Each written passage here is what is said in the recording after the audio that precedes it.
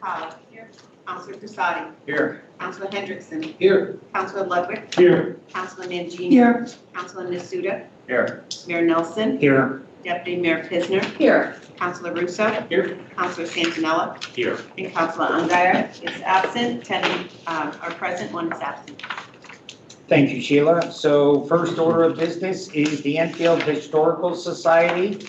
And Matt has an update on this situation. I handed out to everyone the email exchange from the head of the Historical Society Board.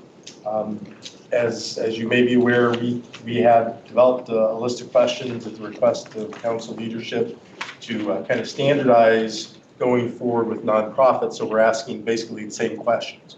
And the intent is that these questions would go out in advance so those boards can, come prepared to have a good discussion with council.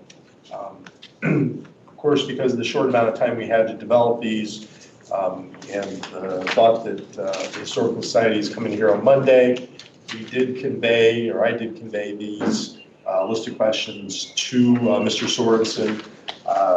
Earlier today, he sent me an email explaining that he felt that, paraphrasing what you can obviously read, that this was short notice. They weren't going to be prepared to answer the questions or provide any documents. And the charter provision that I included because I think it's fair to present to them so they understand why council is interested in this, kind of took him off guard.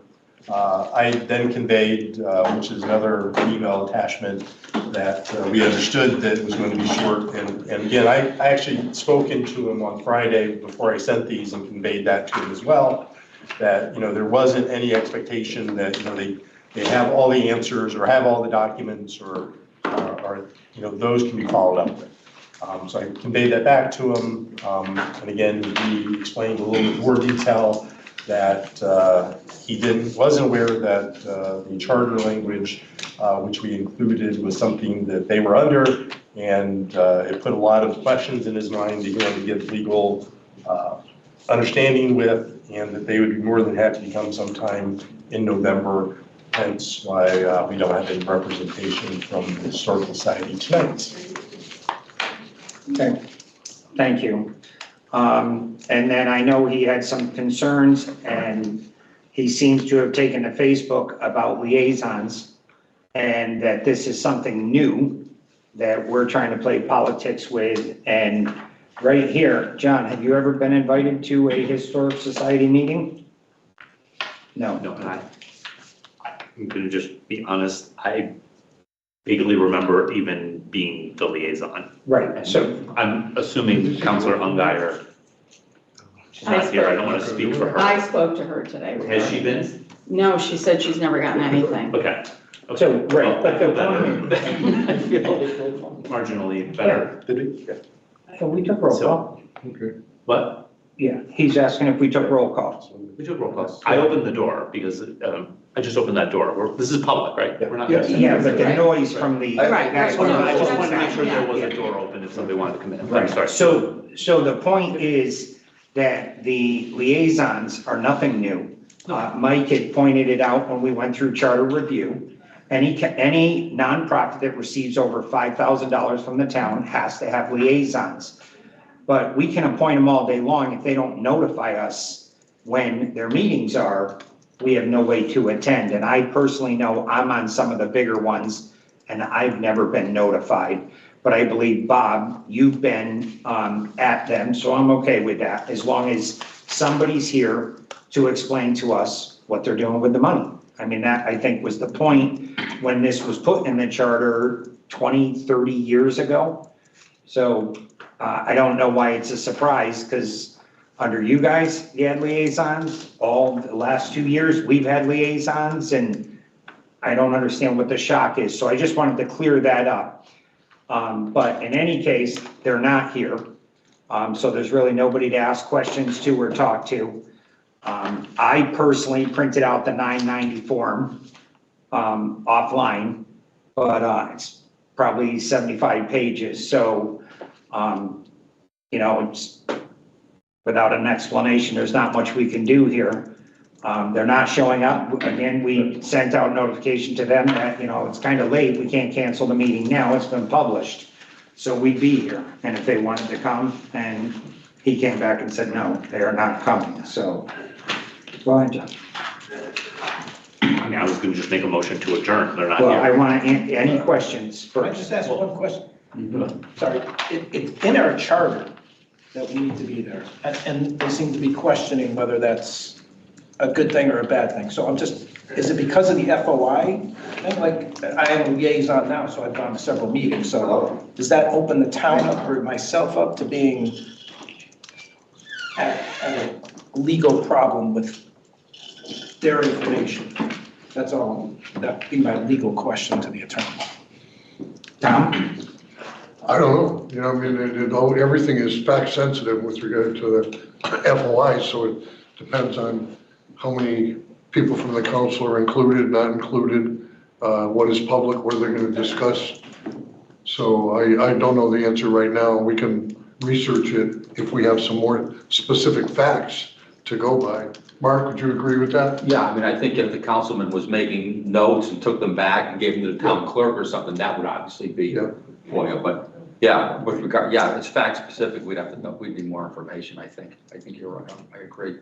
Well, I think it also depends on the situation. If they go into an executive session and you're invited in, I've never been invited into an executive session, and I wouldn't participate in an executive Right. session as a council member, but I understand why we would have it there, because we're giving taxpayer money to that organization, so somebody should make sure that that's being Right. spent properly. over $5,000. That would be, right, that would be spent properly. I guess I understand the reason why it's in the charter, I just don't, I understand their argument also, so I'm just. Right.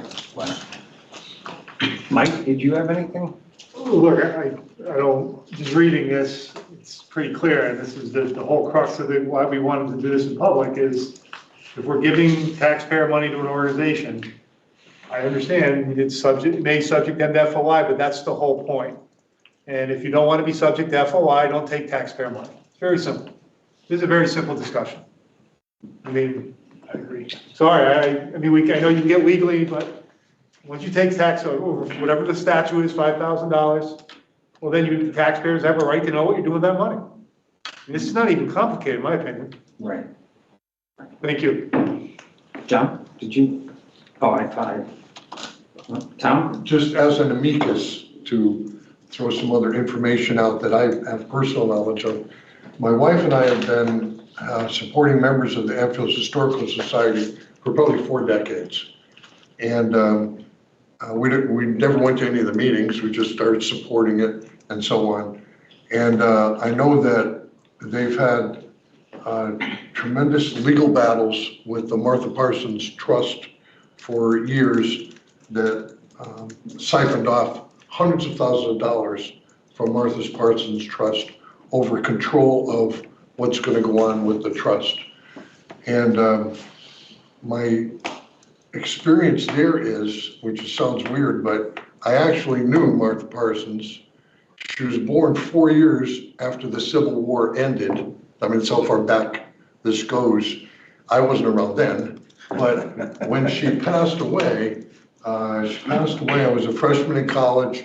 My future mother-in-law was one of her best friends. And I remember it was March of '65, because my mother-in-law then died 2 years later, almost to the day. And the attorney that represented her, Martha Parsons, was Jim Sherman. And Jim Sherman, if you look at the building outside, he was the head of the committee that built this building. He was around a long time. And he had a personal battle with Mr. Secondo, who ran the Historical Society. And it was a battle that over control of the antiques, over the house. And I don't even know how it ended up, other than it kind of just like died, but only after hundreds of thousands of dollars had been spent on legal fees.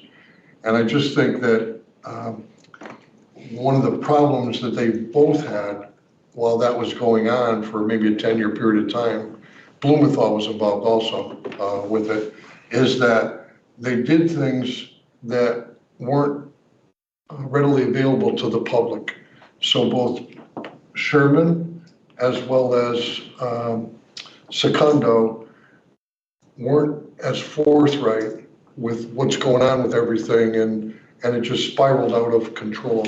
I was not an attorney of record in it, and but I was familiar with all the parties going on, and it just seemed like such a shame.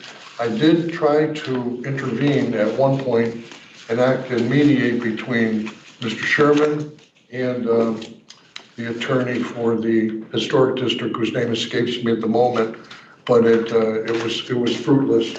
But it seems like knowing that background, to not have access to the financial information and not have it transparent from this place forward is a fool's errand. So I'm just throwing that out to people. The other thing is, my mother-in-law, Sherman actually drafted the trust for all of this with Martha Parsons. And my mother-in-law was, I think, the first secretary. And then after she died, they asked Marilyn, my wife, her daughter, and Marilyn was like secretary for their meetings for probably 30 or 40 years, maybe even longer. She resigned about 15 or 20 years ago when the litigation looks like it was going to start. She didn't want to get involved in anything like that. And Martha Parsons' reason for doing this whole trust was that she was an extremely successful woman at a time when she was born, women couldn't vote, slaves were just outlawed, and still they couldn't vote. And so she's seen all these things occur.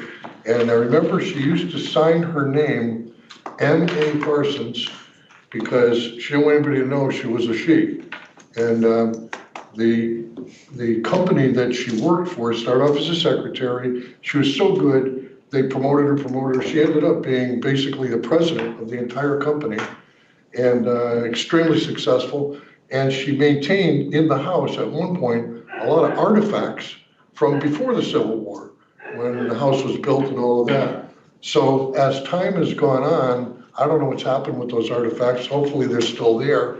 But it seems like the artifacts are more important than the house, if you're asking me in terms of what's the situation. And I know they've had a lot of issues with regard to how much it costs to keep the house going and all that stuff. But again, I would hope, and I was actually looking forward to Mr. Sorensen being here to explain what's going on with that stuff for your benefit, because the more information you have, it's like anything else, you can make an intelligent, informed decision. So that's the extent to which I could contribute amicus for your information. Right. Well, I just want to be clear, the town, we're not taking money from the Historic Society, and that seems to be a misconception that's being spread right now. This is about giving taxpayer money to them. Yeah. No, I know, Yeah. but it goes along with what Mike says, but people think that the town's trying to get their hands on the Martha Parsons Trust.